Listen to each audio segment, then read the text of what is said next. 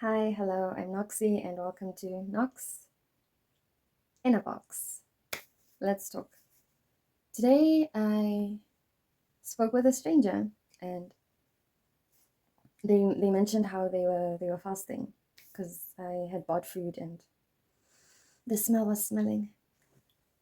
So we got to talking, and then this stranger he mentions that he started fasting because of some trouble and challenges at home. And he hopes that, once all is well and prayers have been answered, then he'll hopefully still continue fasting and it's not going to stop. And then he later asked me how I started fasting, or like why I started fasting. And I was reminded of why I started fasting as well from the beginning. I had just graduated, and I would hear a lot of people around me saying that, there are a lot of people who graduate and have degrees and all these qualifications, but they never get work. They never find jobs. They go on months, years with nothing, absolutely nothing. And I just could not. The thought, I was like, I think like that's when I would say I sought to take advantage that I have a heavenly father. I just thought to myself, no, that can't be me. That's not going to be me. If that's everyone else's story, fine, but not mine. And that's why I started fasting. I started fasting because I wanted a job. And now I fast to go closer to God, to come closer to Him. Because I've just come to realize that once you fast in the bad, you can fast in the good as well.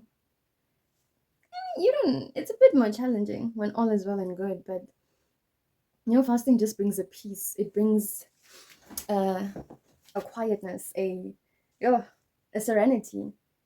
It it brings balance. Like fasting just seems right, even though it says that we ought to fast. It's not when we fast, but it is when we fast. It's not if we fast. But yeah.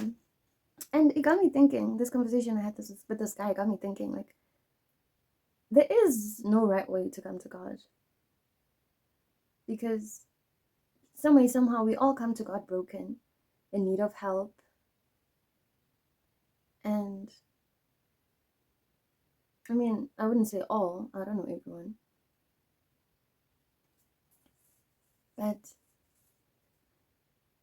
yeah, that's my 2 cents for the week, is that there is no right way to come to God. There is no wrong way to come to God. You just simply come. And this guy, he mentioned how he worries that, he's sometimes not fasting correctly. And I remember there was a time I felt that exact same way, that I wasn't fasting correctly, like I wasn't doing it right. But I think with such things, you must remember that simply the fact that you want to do it is already a call from God that you're answering. And you even thinking now, contemplating, am I fasting correctly? Am I praying correctly? Whatever, am I worshiping correctly? Am I worshiping in truth and in spirit? Just asking and pondering, I think that draws you closer to answers. And who's the answer? Jesus is the way, the truth, the life. So asking questions and being curious is good. Now, you don't come to God and become saved and then all is well. I mean, all is well, but there'll be doubts, there'll be fear, there'll be